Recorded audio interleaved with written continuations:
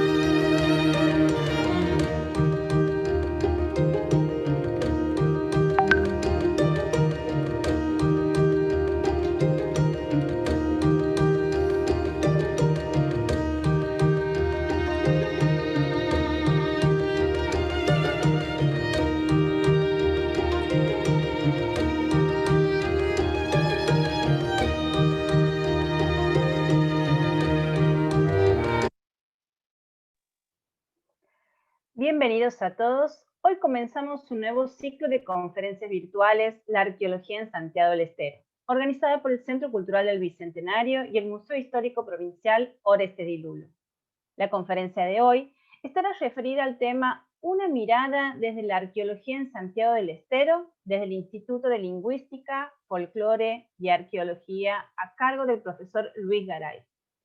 Luis Garay es el actual director del Instituto de Lingüística, Folclore y Arqueología de la Facultad de Humanidades, Ciencias Sociales y de la Salud de la Universidad Nacional de Santiago del Estero, desde donde trabajó y trabaja en proyectos de investigación sobre el desarrollo histórico-social de la población de Santiago del Estero durante el periodo colonial. Les recordamos que, como es habitual, las preguntas podrían ir realizándolas a través del chat y el disertante al responderla recién lo hará al finalizar de la conferencia. Buenas tardes, profesor Guillermo. Le cedo la palabra.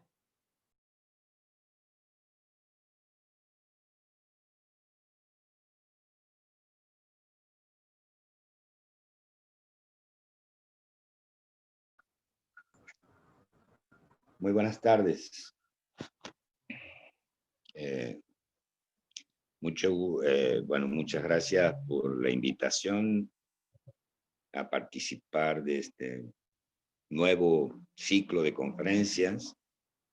Yo lo voy a hacer desde mi experiencia de trabajo en el Instituto de Lingüística, Folclore y Arqueología, una vieja institución fundada en el año 1953 en Santiago del Estero, y que hoy pertenece a la Universidad Nacional de Santiago del Estero. Antes de empezar, quiero aclarar desde dónde, no solamente desde el instituto, sino no soy arqueólogo, respeto mucho la disciplina y a los arqueólogos, pero bueno, he tenido experiencia en trabajos realizados a lo largo de mi estancia en dicho instituto. Por lo tanto, me siento en condiciones de hacer algún aporte en torno a la mirada sobre el trabajo de arqueología en Santiago del Estero, que tiene muchos años de historia, y bueno, es sobre eso que quisiera hablar, fundamentalmente de la importancia que tiene el trabajo en arqueología y la poca significación que es desde las políticas estatales y desde las políticas educativas se le da a este tema, que de alguna manera contribuye a el relato histórico de nuestras poblaciones, de nuestra población social, de nuestras poblaciones originarias. En ese sentido, bueno, quisiera empezar hablando de los trabajos pioneros, que más que de arqueólogos, diríamos, son de aficionados a la arqueología. Las primeras colecciones que con un sentido fueron rescatadas de la inmensa planicie que es Santiago del Estero. Hablamos de las colecciones Argañarás y las de Delgado, que en algún tiempo integraron parte de lo que fue en su principio un espacio que se llamó Museo Arcaico, que además contenía algunas colecciones arqueológicas traídas por Gancedo desde el Paraguay. Esta actividad, más que con un sentido científico, estaba orientada, digamos, por un interés casi estético de la recuperación de piezas que evidentemente pertenecían a nuestro pasado, pero que eran recogidas sin ningún tipo de método, no estaban de ninguna manera clasificadas, y constituían más un reservorio de piezas que junto con otros elementos de origen colonial, donados por distintas instituciones, funcionaba en sus orígenes en la sede del obispado, sin mayor incidencia. Muchas de estas colecciones son las que después van a conformar lo que fue el Museo Arqueológico en su fundación, alrededor de los años 30. Con las campañas realizadas y financiadas por el Estado. Creo que son las primeras campañas y las únicas, creo, casi financiadas por el Estado de Santiago del Estero, las campañas encaradas por los hermanos Wagner, que por muchos son considerados los fundadores de la arqueología en Santiago del Estero. tengo que decir que estas campañas realizadas en el interior de Santiago del Estero, fundamentalmente en algunas zonas, Averías, Mistolpaso, que son parte, bueno, de esta extensa llanura que es Santiago del Estero, entre el Río Salado y el Dulce, tuvieron un impacto muy grande, porque, bueno, se rescataron gran cantidad de piezas que de alguna manera incitaron a los Wagner a generar toda una teoría en torno a la importancia de estos hallazgos que le permitieron construir lo que nosotros conocemos en Santiago del Estero como la, la civilización chaco-santiagueña. Bueno, o el imperio de las llanuras, como también le llamaban. Trabajo que fue acompañado por publicaciones muy importantes que contenían, además de sus hipótesis y sus teorías, bueno, hermosas ilustraciones de las piezas, que, bueno, impactaron y aún impactan, ¿no? Esto generó, o esta escuela de arqueología santiagueña, como se la dio, o escuela francesa santiagueña de arqueología, como despectivamente la nombraban, digamos, desde la Sociedad de Antropología Argentina, tuvo como digo, su impacto nacional e internacional. Muchas de estas piezas aún están en los museos del hombre de Francia, fundamentalmente porque, bueno, los Wagner además eran ciudadanos franceses y aportaban no solamente a la construcción del Museo Arqueológico de Santiago del Estero, sino también aportaban elementos al Museo del Hombre de París. Pero como decía, ¿qué es lo que sostenían los hermanos Wagner en sus teorías? Prácticamente hablaban de una cultura extraordinaria, de gran antigüedad, que había florecido en estos llanos, incluso independientemente de otras culturas, ¿no? De un fuerte carácter localista, y se basaban para determinar su antigüedad no en datos científicos. Los echados de radiocarbono no fueron utilizados para determinar esa antigüedad, sino que utilizaron lo que ellos llamaban arqueología comparada, es decir, piezas similares encontradas en otros lugares del mundo establecían un cierto paralelismo en la época. De ahí es que ellos determinaban la posibilidad de su origen y de su antigüedad.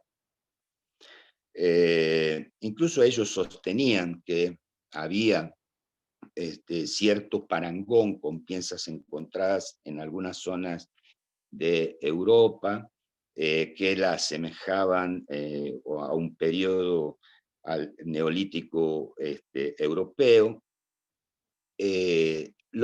por lo cual podría determinarse no solamente su antigüedad, sino también su conexión con algunas otras culturas de origen indoeuropeo que habían trazado una trayectoria hasta llegar a las llanuras de Santiago del Estero. Hay algunas cartas, hay muchísimas cartas de los Wagner con otros arqueólogos e historiadores, en las que muestran su obsesión por encontrar entre las decoraciones de estas piezas la famosa cruz esvástica, o que en realidad era una representación de los pueblos indoeuropeos, de pueblos arios, por los cuales sostenían que podía ser un desprendimiento de esas corrientes migratorias que habrían radicado en Santiago del Estero, razón por la cual esa cultura constituía un elemento único en Santiago del Estero, y se radicaba en Santiago del Estero, diferente a otras culturas que son las que habrían encontrado las corrientes conquistadoras, que son las que suponían los Wagner destruyeron estas culturas. Esto, además de ser una hipótesis que partía de suposiciones y de metodologías poco científicas, estaban alimentadas también por algún interés político, en el sentido de dotar a Santiago del Estero de un origen tan remoto como ese, diferente del resto del país, que diera sustento a esto que en esos momentos se estaba también tratando de construir frente al embate del centralismo porteño, que es una identidad de los santiagueños, ¿no? No nos olvidemos que los Wagner además pertenecían a una institución que se creó en esa época, la Brasa, que se nutría de intelectuales preocupados justamente por definir esa identidad de los santiagueños, entre ellos Dilulo, Canal Feijó, bueno, los hermanos Wagner, entre otros, que, como digo, estaban y trabajaban en torno a esta cuestión fundamental. Frente a esto también había otros arqueólogos aficionados, como von Auenchild, que planteaba que también desarrolló un importante trabajo de recolección de piezas, y en la que también, por comparación, fue construyendo de las piezas encontradas, fue construyendo también sus hipótesis que que eran hipótesis totalmente encontradas. En el caso de von Auenchild, él se nutría más de una postura que tenía que ver con las corrientes difusionistas, es decir, las culturas de Santiago del Estero habrían sido formadas o serían culturas de aluvión a través de diferentes migraciones producidas desde distintos puntos de Latinoamérica, que habrían de alguna manera arribado a esta zona por las bondades que ofrecía en cuanto a clima, fertilidad y abundancia. Es así que hasta esos momentos, digamos, la década del 40, existían dos posturas con respecto, una propugnada por los Wagner, que fue fuertemente atacada por la Sociedad Argentina de Antropología, que descalificaba por la falta de cientificismo de los métodos y que de alguna manera dividió el campo de la arqueología entre arqueólogos aficionados y arqueólogos científicos. Quizás demasiada, desmesurada la respuesta en contra del trabajo de los Wagner que de alguna manera, si bien carecía de esto que sostenía la sociedad antropología, la Sociedad Argentina de Antropología, es decir, de un carácter científico, aportó a la arqueología de Santiago del Estero las primeras experiencias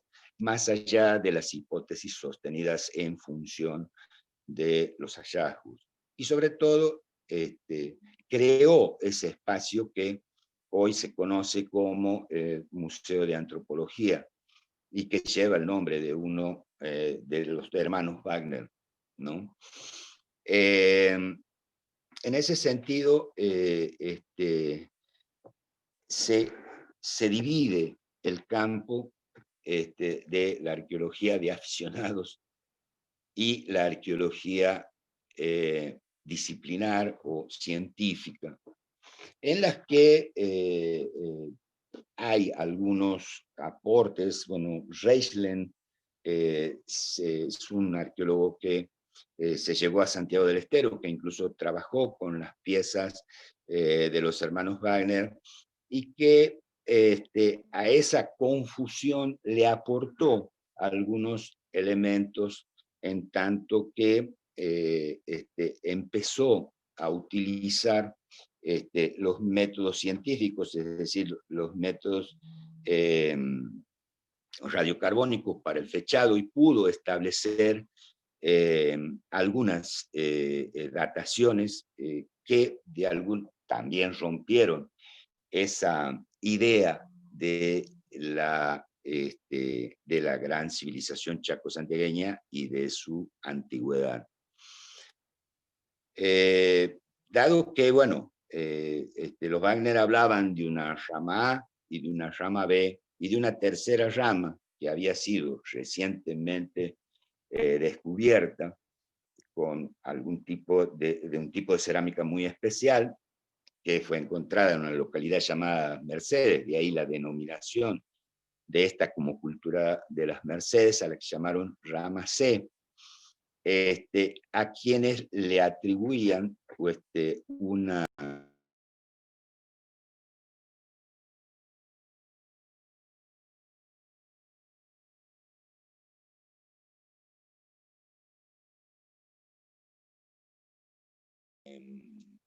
los datos radiofónicos establecen que era la rama más antigua. Es decir, se puede establecer a partir de eso tres culturas diferenciadas en su forma y también en los datos de su antigüedad.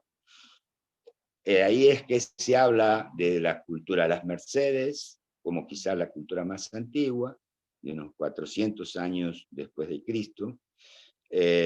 También se habla de la cultura Sunchituyo, entre los 800 y 900 o 1100, 1200, y finalmente la cultura Averías, que sería considerada la más reciente. Es así que se establece, siguiendo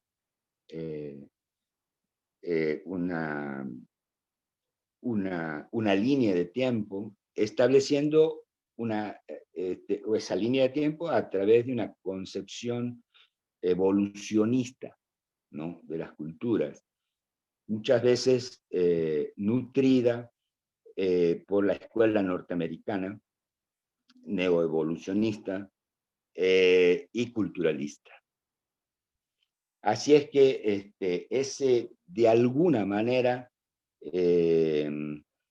se ordena, para decirlo de una manera, ese panorama arqueológico que hasta esos momentos se presentaba como muy confuso y en realidad trabajado con muy poca profundidad científica.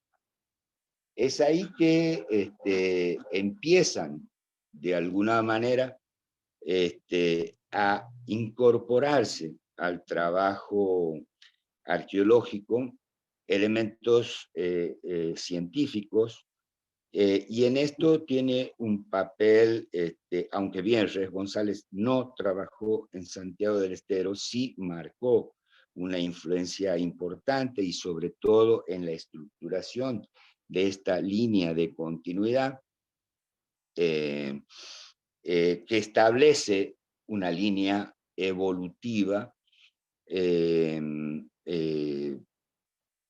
es la que se vino de alguna manera desarrollando con posterioridad a los años 50. A pesar de que ese choque que hubo entre la teoría de los hermanos Wagner y la Sociedad Argentina de Antropología, dejó el campo de lo arqueológico casi desierto y muy fragmentado, con muy poco, con trabajos que no se dejaron de hacer en todo este tiempo, pero que no significaron un avance en este terreno, ¿no? Antes más bien era un campo muy poco trabajado, confuso, en el que prevalecían de alguna manera estas posturas que no terminaban de definir ni de aportar a una historia del pasado precolombino en Santiago del Estero. Se crearon grandes, bueno, se siguieron formando algunas colecciones, como la colección de Juan B. Jiménez, que también fue un docente radicado en el interior, que tuvo interés por estas cuestiones y logró reunir una importante colección arqueológica. Y aunque él no aventuraba, digamos, teorías acerca del origen de estas piezas, lo que sí hizo es dotar a esas piezas de muy buena información, que son las que de alguna manera después sirvieron para continuar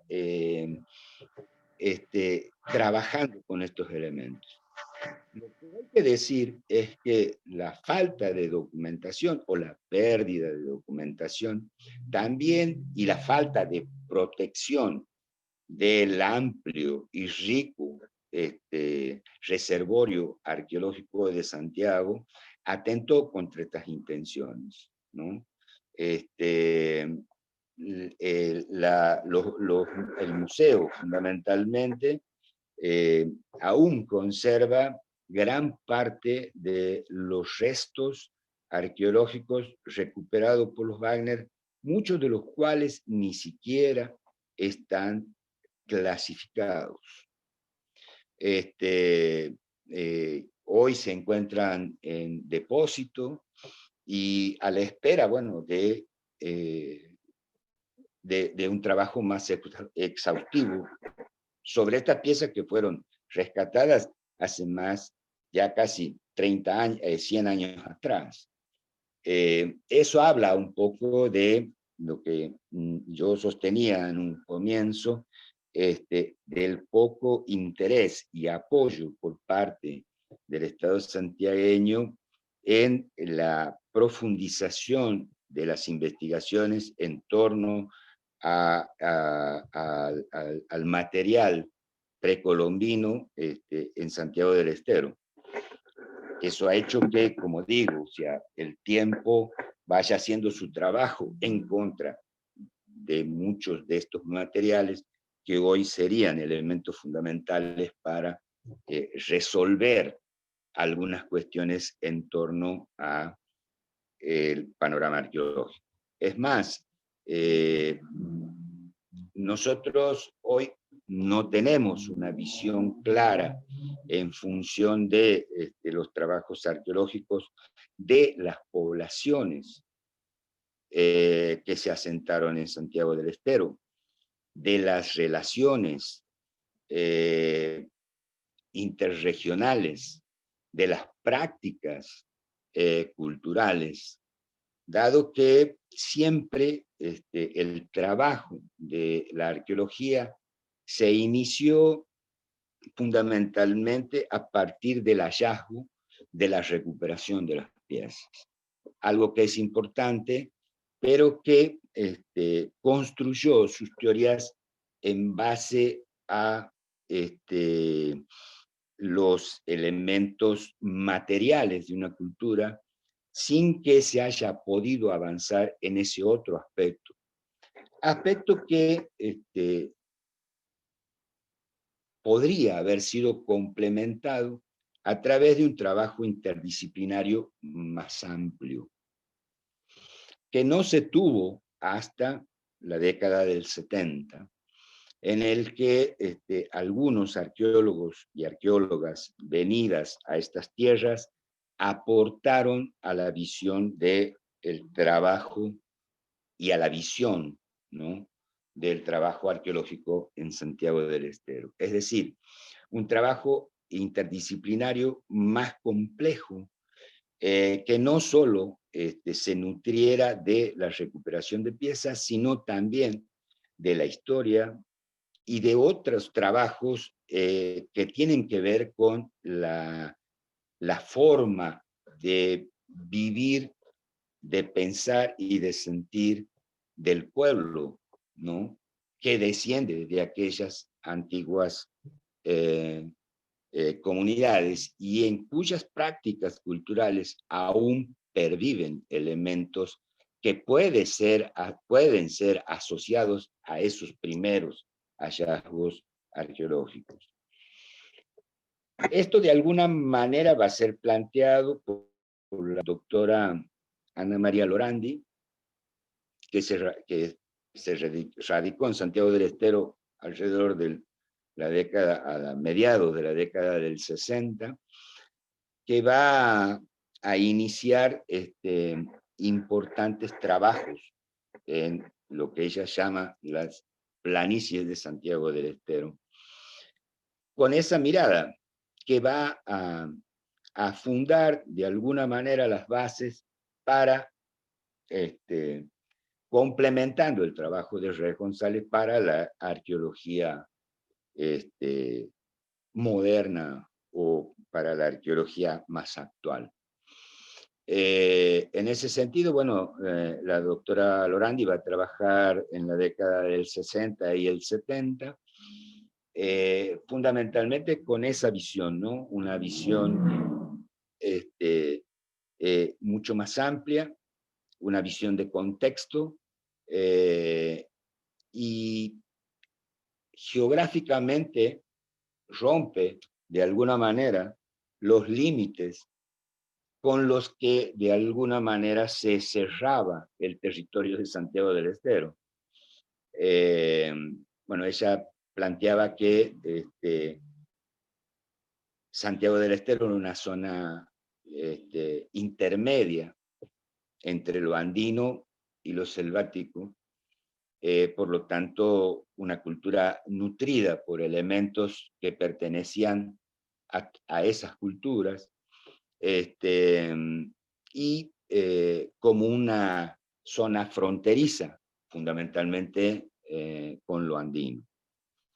También hay que rescatar y hay que destacar los trabajos de Roque Gómez, también un arqueólogo aficionado. Roque Gómez era arquitecto, pero que se dedicó al estudio fundamentalmente de la cultura Las Mercedes, quien a través de sus trabajos también recuperó elementos muy importantes de esa cultura. Tengo que aclarar que muchas de estas piezas, si bien están en el Museo Arqueológico, también lo están en el Museo del Instituto de Lingüística, Arqueología y Folclore, un pequeño museo que se formó con las colecciones de Juan B. Jiménez, que las donó casi íntegras. Lamentablemente el laboratorio que bueno, en estos momentos era dirigido y hasta el año 1900, hasta el 2014 aproximadamente, era dirigido por el doctor José Tobo, antropólogo y arqueólogo fundamentalmente. Se incendió, con lo cual estas colecciones sufrieron un deterioro importante, se perdieron algunas piezas. No obstante, el repositorio del instituto es de significativa importancia y se nutre de las colecciones que provienen donadas por Juan B. Jiménez, en parte también por elementos donados por este señor arquitecto Roque Gómez, recientemente desaparecido, que fue decano de la Facultad de la Universidad Católica de Salta, y también con colecciones que pertenecían al viejo Instituto de Lingüística, Folclore y Arqueología, producto de algunas campañas en las cuales se recuperaron piezas y otras que también fueron donadas por otros coleccionistas aficionados, como Julio Gómez, quien tenía un pequeño museo en la localidad de Villa La Punta. Esos materiales, bueno, son los que conforman el repositorio del Instituto actualmente de Lingüística, Folclore y Arqueología, y el Laboratorio de Antropología, doctor José Tobo, más aquellas piezas que fueron rescatadas de campañas arqueológicas que se hicieron a través del instituto bajo la dirección del doctor José Tobo, quien trabajó también intensamente durante todo este periodo. Pero volvemos a la doctora Lorandi, es decir, ella de alguna manera fue la que,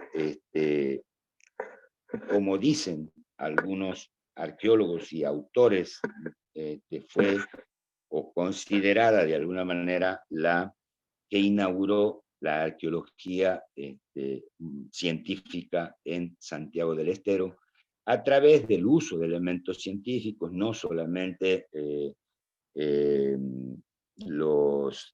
uso del radiocarbono, sino también la utilización de técnicas muy precisas, lo que permitió aportar datos muy fehacientes que fueron abonando algunas teorías con respecto a la funcionalidad de las poblaciones asentadas en nuestro territorio. También, bueno, destacar el trabajo del doctor José Tobo, que trabajó intensamente, fundamentalmente con la cultura Las Mercedes,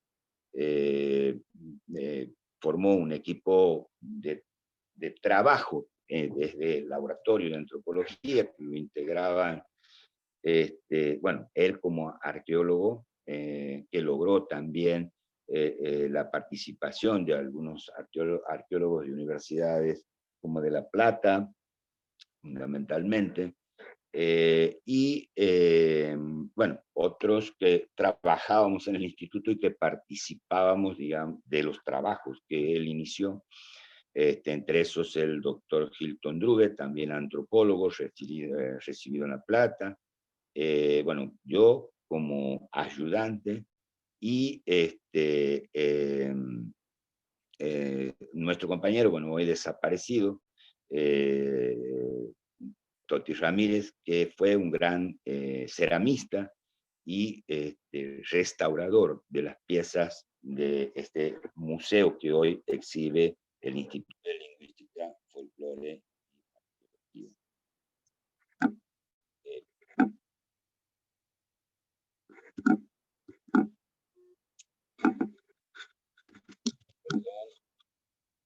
hubo una interrupción, me entró una llamada. Estoy usando el teléfono, lamentablemente, porque mi computadora no tiene acceso. Así que les pido disculpas por la interrupción. Bueno, lo que yo quería referir finalmente sobre esta cuestión es que a mí el trabajo de la arqueología en Santiago del Estero hoy, si bien ha avanzado a pasos importantes, se ha debido al esfuerzo y la voluntad de quienes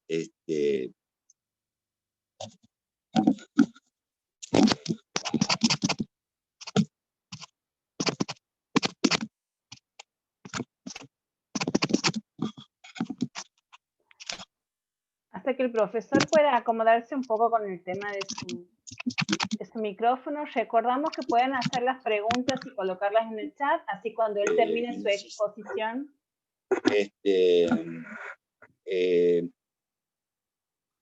A lo que me refería era lo siguiente, o sea que a pesar de los avances y del esfuerzo por arqueólogos locales, como en el caso del doctor Togo, recibido en la Universidad de La Plata, de arqueólogos como Hilton Drube, o de la afición de algunas personas a la arqueología, que a lo largo de todos estos años han ido contribuyendo, el panorama que brinda la arqueología sobre las poblaciones prehispánicas en Santiago del Estero todavía sigue siendo un poco confuso y fragmentario. Quizás sea importante remarcar esto, no tanto para desmerecer el esfuerzo ciclopio de muchos de estas personas, sino para llamar la atención a las políticas educativas y culturales de Santiago del Estero, que lamentablemente han descuidado este campo como uno de los caminos para reconstruir la historia de los pueblos precolombinos en Santiago del Estero. Y en el noroeste argentino, ¿por qué no? Los aportes han sido importantes, existe mucha voluntad de trabajo. Hoy mismo hay arqueólogos como con los que van a tener charlas muy profundas quizás en las semanas que vienen a través de este ciclo, que siguen trabajando, pero creo que se necesita un trabajo de la complejidad interdisciplinaria necesaria para abordar este tema que es evidentemente muy complejo, pero que necesita de alguna manera avanzar en cuanto a conocer nuestro pasado, que es lo que nos va a permitir entender nuestro presente. Y creo que esa es la importancia que tiene, fundamentalmente. Nosotros hemos dado de alguna manera por cerrado el tema del pasado prehispánico, de que la arqueología estudia solamente lo muerto, cuando en realidad nosotros creemos que eso es un espacio abierto, el pasado siempre actúa con el presente, y muchas de las cosas sobre las que trabaja la arqueología hoy tienen que ver con las prácticas sociales y culturales de nuestros pueblos. Quizás dar mayor incentivo a la investigación en nuestros terrenos tenga también que ver con la idea de abrir este campo y mirar hacia aquellas poblaciones que siempre han sido consideradas por la historia como poblaciones subalternas. Eso es todo lo que tengo para aportar por hoy. Les agradezco mucho nuevamente el espacio. Espero que mi exposición haya aportado algún elemento sobre esta cuestión y bueno, quedo a disposición para las preguntas. Tenemos, bueno, les recordamos que pueden escribir en el chat, también pueden, para que puedan ver la pregunta que le quieran hacer al profesor Luis. Tenemos un comentario desde el Facebook, Víctor José, nos dice que en 1594 Matará refleja el tallado por aborígenes y jesuitas. Se escucha muy bajo. ¿No me está escuchando, profe? ¿Ahora? ¿Me escucha mejor? Ahora se escucha un poquito mejor. Bueno. Nos decía Víctor José que desde 1594 en Matará refleja el tallado por aborígenes y jesuitas. ¿A qué cultura pertenece? No se escucha. Al ser una no cruz... estoy escuchando.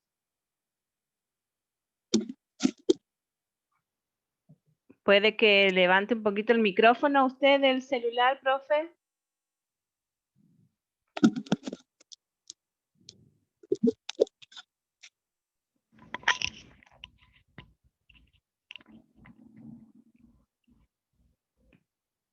Hola, ¿ahora mejor? Ahora sí.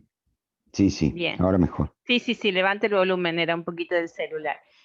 Bueno, nuevamente le digo que Víctor José desde el Facebook nos decía que en el año 1594 Matará refleja el tallado por aborígenes y jesuitas. ¿A qué cultura pertenece? Al ser una cruz con fecha específica, en Matará está la original de su santuario. Hablaba en ese momento de cuando usted expuso sobre la cruz de Matará. Es el comentario que tenemos. ¿Alguien más quiere comentar algo? Nos gustaría también preguntarles qué significa la arqueología en Santiago del Estero, si nos podría contar un poquito. Yo puedo preguntar. Sí, Adela, no hay ningún problema, por favor. Sí. Si no puede escribir, Desconozco. No puedo escribir, eso es lo que me pasa. Yo quisiera que el profesor Garay explicara cuáles son las diferencias, digo de estilos, no me puedo expresar de otra manera porque no conozco la arqueología. ¿Qué diferencian estas tres escuelas, digamos, a las cuales se refiere Luis? ¿Qué es lo que caracteriza a las piezas estas? Bien. Responder a épocas diferentes, a tiempos diferentes, a grupos. Sí, bueno, justamente las características son de estilo, sí está bien. Son características físicas porque se trata de elementos materiales. Claro. Sí. La cerámica perteneciente a la cultura Las Mercedes, la cerámica está confeccionada, es cerámica negra, y su decoración es incisa por lo general, con la mayoría de motivos geométricos, ya sea punteados, rayados, pero y sus formas son globulares con un pequeño angostamiento en el ecuador de las piezas, y su base cónica, por lo general. La cultura Sunchituyos, que sería la que en esa línea evolutiva trazada por esta escuela, la muestra como la siguiente, sería cerámica con decoración negra sobre rojo, que por lo general muestra la figura con mucha asiduidad del búho, que es una figura central en Santiago, en la iconografía santiagueña, a la que los Wagner llamaron como deidad antropo-ornito-ofídica. Este, y por último, la tercera, que sería la cultura averías, que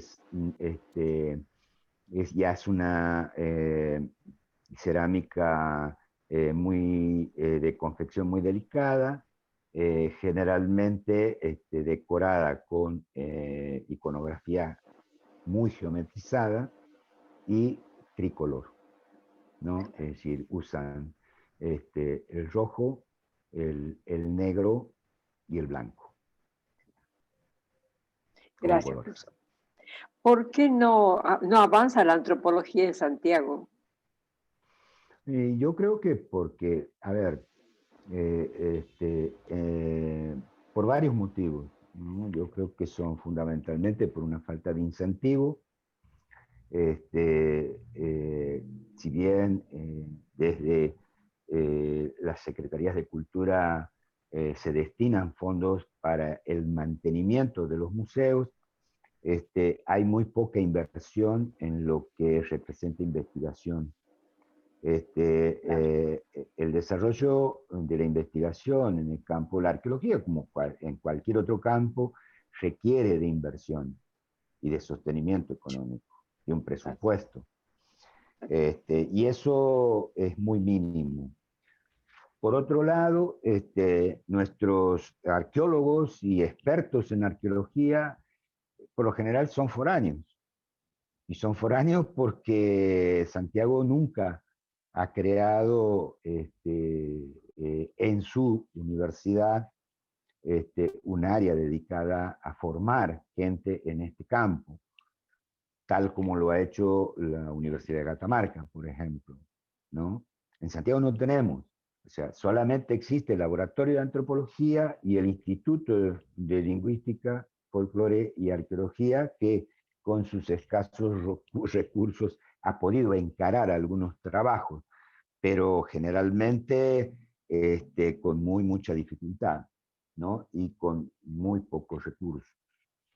Entonces eso hace que el campo de la investigación sea un campo pendiente, ¿no? Hecho básicamente a pulmón, con mucho esfuerzo y mucha dedicación por parte de quienes lo hicieron, a quienes ya nombré yo, como, bueno, el doctor José Togo, bueno, también, y creo que de eso me olvidé, la doctora, que aunque era profesora, doctora en historia y fue directora del Museo Arqueológico mucho tiempo, la doctora Amalia Gramajo de Martínez Moreno, y bueno, y quienes están trabajando actualmente, pero que, como digo, o sea, con muy pocos recursos y una política muy acotada en ese terreno.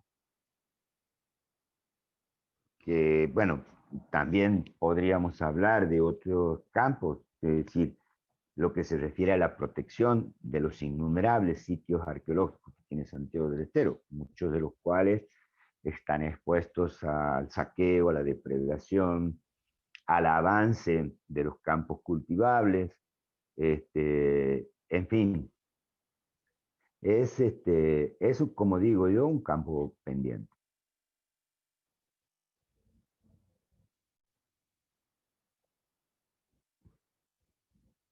No sé si con eso respondo su pregunta.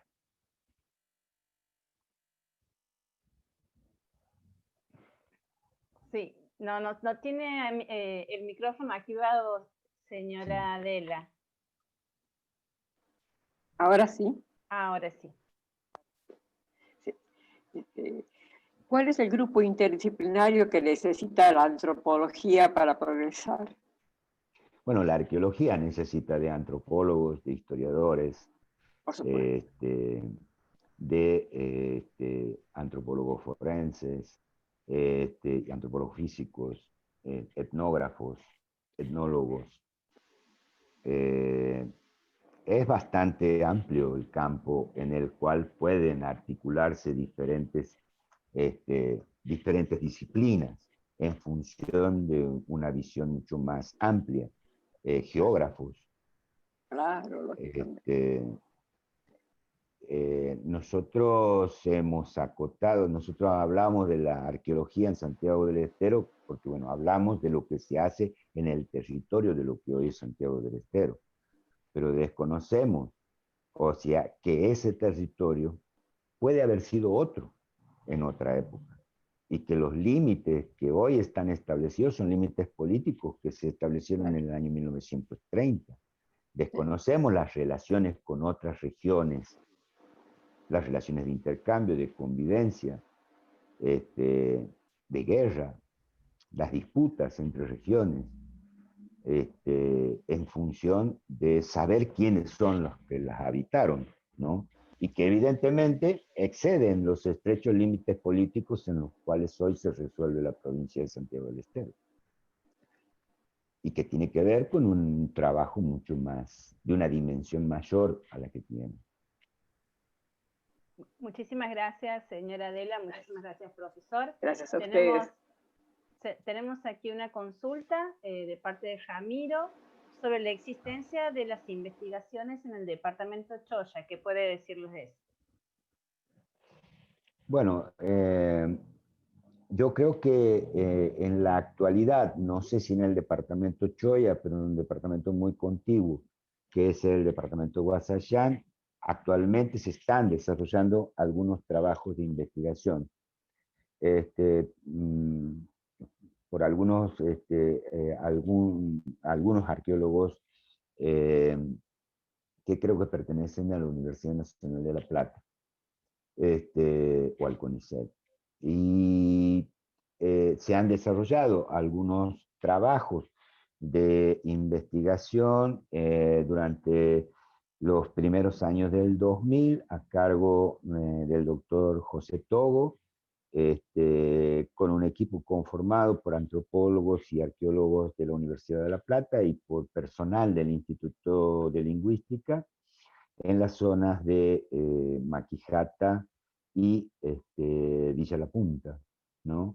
A donde hay importantes repositorios arqueológicos. Sobre todo se ha trabajado en uno que está muy próximo al pueblo de Villa La Punta,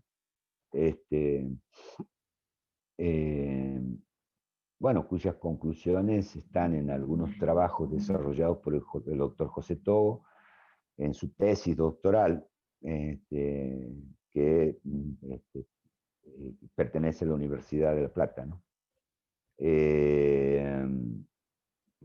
No es muy intenso, no ha sido muy intenso el trabajo en esta zona. Sé que la doctora Amalia Martínez, a la doctora Amalia Gramajo de Martínez Moreno ha trabajado en Guasayán y también en zonas de Villa La Punta. Hay algunos trabajos publicados sobre estos trabajos en la biblioteca del Museo Antropológico. Y hay material que se trabajó en la década del 70 también, 60, desde el Instituto de Lingüística, Arqueología y Folclore, que los trabajó un señor Raúl Ledesma, que fue director del Museo Arqueológico de San Juan, sobre la población de Maquijata, en un trabajo que se llama Maquijata, que tiene que ver con arqueología, pero que es un trabajo más amplio y que abarca costumbres populares, comidas y prácticas laborales. También tiene un desarrollo en ese trabajo sobre lo que es la geología. O sea, una descripción muy completa de lo que ha significado y significa la localidad de Maquijata dentro del departamento Choya. Profesor, vuelvo de nuevo a una pregunta que hicieron desde el chat. Querían saber a qué cultura pertenece la Cruz de Matará, si eso usted lo podría decir. No, eso es algo imposible de decirlo. No sabemos que evidentemente ya existía la presencia del español, aunque en tiempo si consideramos los 250 años que más o menos permanecieron en territorios recientes, era muy reciente la presencia del español, pero evidentemente la cruz es un elemento traído por el español, que tiene alguna simbología tomada de las culturas originarias, una manera de explicar el Evangelio a través de esta iconografía. Pero evidentemente, es decir, es muy difícil poder establecer qué cultura, eh, qué cultura es la que intervino en la confección de esa cruz. Evidentemente es bajo la dirección de los evangelizadores. Existen cruces muy parecidas, similares y en número bastante considerable en la zona de Bolivia, pero no sabemos si es originaria del lugar, si la trajeron de Bolivia o, bueno, no, eso permanecerá en la oscuridad de los misterios por el momento. Qué comentario de Beatriz nos dice, corroborando lo que dice el doctor Luis Garay, quien se encuentra realizando trabajos en las sierras de Guasayán, es el doctor Luis del Papa con un grupo de colaboradores y si es de la Universidad de La Plata, nos está diciendo Beatriz Braff, ¿no? Bautista nos dice que quizás la provincia está muy arraigada al folclore y no se ha logrado conectar con la historia arqueológica, es lo que él cree. Bueno, el folclore visto desde qué aspecto, ¿no? Evidentemente el folclore definido como tal, lo que contiene es la práctica social, cultural, en sus más variados aspectos de las culturas populares. Y evidentemente, en muchas de estas cuestiones que están contenidas en esa área de estudio, que nosotros llamamos folclore, pero que representa la cultura de los pueblos que han sido marginados de los procesos políticos, sociales y económicos durante mucho tiempo, contienen evidencias muy claras que establecen una relación con el pasado prehispánico y de prácticas, de rupturas y de continuidades, ¿no? Porque nosotros tendemos a ver al folclore como algo inmanente, que no varía, que no se va acomodando a los tiempos, como algo puro. Y en realidad, como la vida de todos los pueblos, se van transformando a partir de influencias, a partir de muchas circunstancias. Ahora, siempre quedan elementos, porque muchas veces la cultura no está definida por su originalidad, en cuanto a que encontramos aspectos o elementos únicos que la diferencian de otras culturas, sino básicamente nosotros vamos a reconocer como único la manera de resignificar y de tomar todas esas influencias. Es ahí donde nosotros podemos bucear en las formas, características que tienen los pueblos que se las diferencian de unos de otros. Porque buscar la originalidad, y sobre todo en estos tiempos, es quizás un trabajo que nos lleva además a una concepción equivocada de lo que es el transcurso de la vida. Nos lleva a buscar las esencias. Las esencias en realidad yo creo que pertenecen más al campo de la imaginación que el de la realidad. Y quizás debamos buscar en otros lugares eso que es característico de las culturas, que como digo, muchas veces no está en la la cantidad de elementos diferentes que se muestran, sino en la forma que resignifica todas estas influencias que a lo largo del tiempo los pueblos van recibiendo por intercambios, por contactos, por tantas cosas, digamos, que hacen que la originalidad sea casi imposible, ¿no?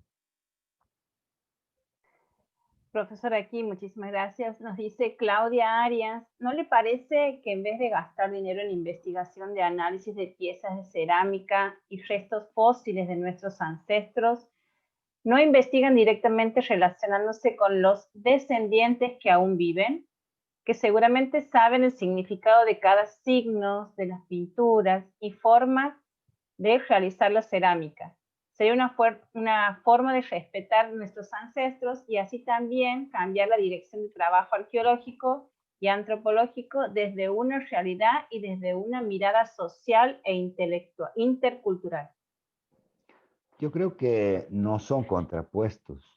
No son, es cierto lo que dice en parte, pero no se contrapone a la posibilidad de destinar presupuesto a profundizar en la investigación arqueológica, ¿no? Y paleontológica. Creo que las dos cosas son necesarias.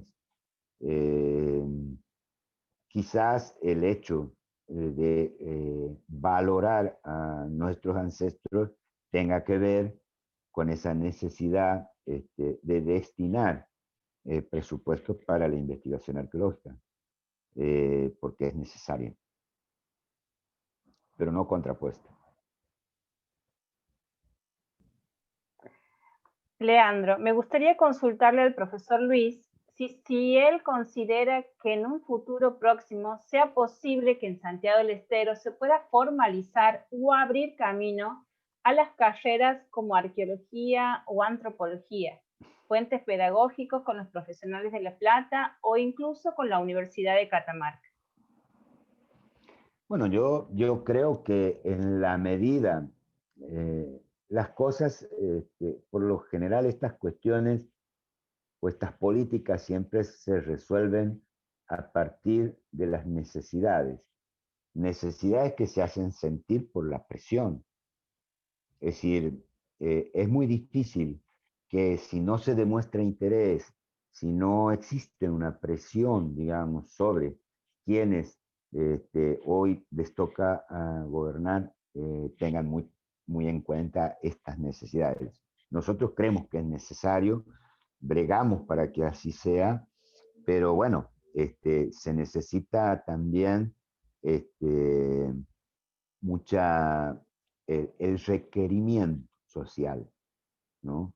Que hace que quienes decidan sobre las políticas pongan atención en estos temas. Y a veces son voces muy solitarias, ¿no?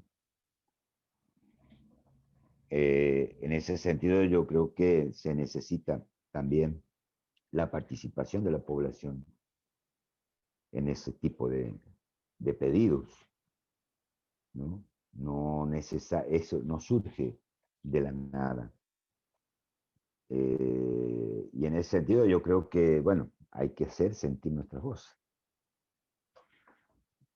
Profesor, antes que podamos cerrar, quisiera decirnos algo, quisiera concluir con algunas palabras, porque según lo que tengo aquí en el chat, no tenemos ninguna otra pregunta para hacerle. Pero quisiera saber si antes de cerrar nos quiere dar un mensaje, cerrar su charla de alguna forma. Bueno, sí, solamente eso, ¿no? Quería hablar o reiterar la importancia de la investigación en el área de la arqueología, que es un área que está siendo trabajada, pero muy descuidada desde las políticas científicas, o sea, las políticas públicas. Que es un área a desarrollar, a proteger, y que es en Santiago del Estero una cuenta pendiente.